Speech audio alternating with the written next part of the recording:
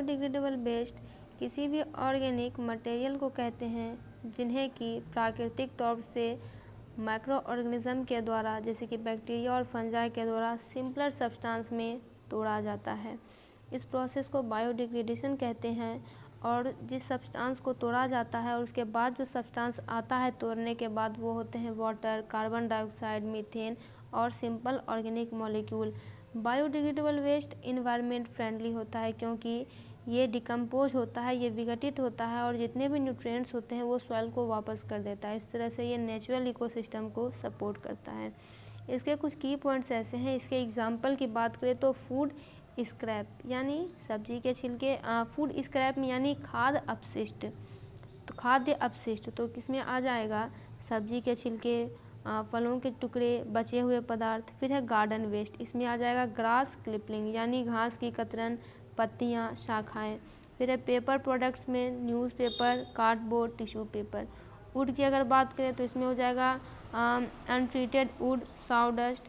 प्राकृतिक कपड़े की बात करें तो कॉटन और सिल्क। बेनिफिट्स की अगर बात करें तो इन्वायरमेंट पर इसका क्या प्रभाव पड़ता है, तो लैंडफिल में अपशिष्ट की मात्रा को कम करता है, मीथेन उत्सर्जन को कम करता है।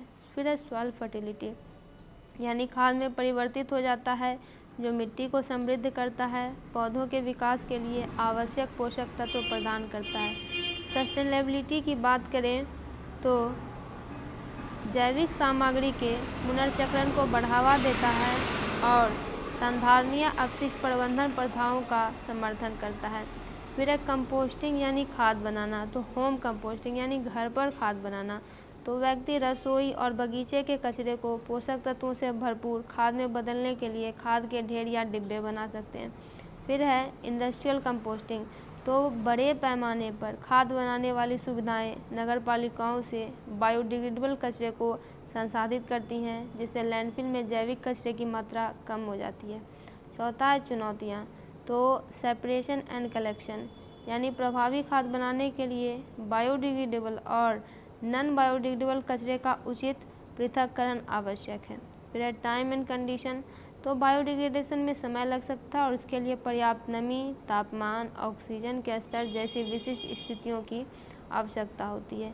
लीगल एंड रेगुलेटरी फ्रेमवर्क यानी कई सरकारें और नगर पालिकाएँ विनियमों और पहले के माध्यम से बायोडिग्रेडेबल कचरे के पृथक्करण और खाद बनाने को प्रोत्साहित करती है।